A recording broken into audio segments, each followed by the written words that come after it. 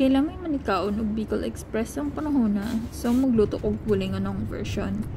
So karon mag-prepare ko sa ahong karne. Ang ading part nga gigamit ani is belly part kanang himuog liampo.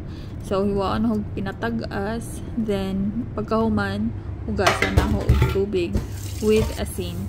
Aragod po ng style ng naay asin. Ambot nga nung naay asin akong hinugasan. Okay ba?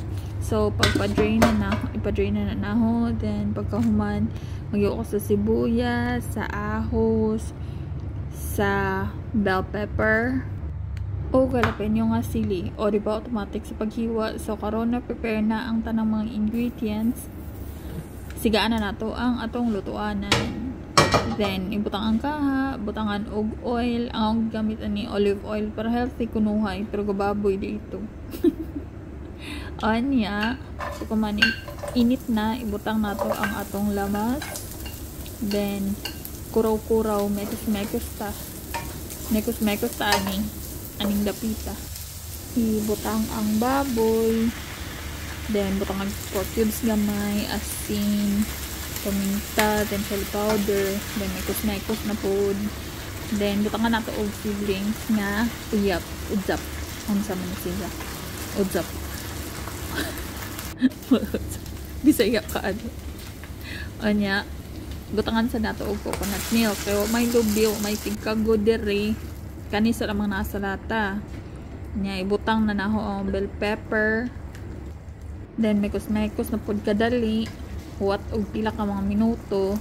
Then mekos-mekos na pod, mekos-mekos pero wala na og gikamot. Nya pagkaman ibutang nato atong sili para unya maghalang-halang na ni siya. Wow, kasabot og Bicol Express ba ni or halang-halang na ba yung giluto. Basta kay makaon na sila. Mao na. Basta mo na yung version ng Bicol Express nga dili puti. More siya yellow.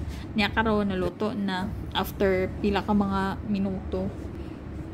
Tansya-tansya ragod pod. Oh, luto na. Na ko'y pagkaon.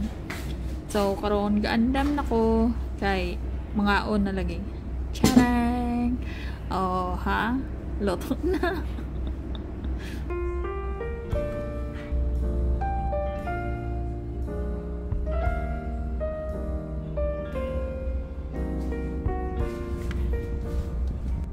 So, sige mo, sa araman to. Mga on na mi. Ngaon ta. Bye!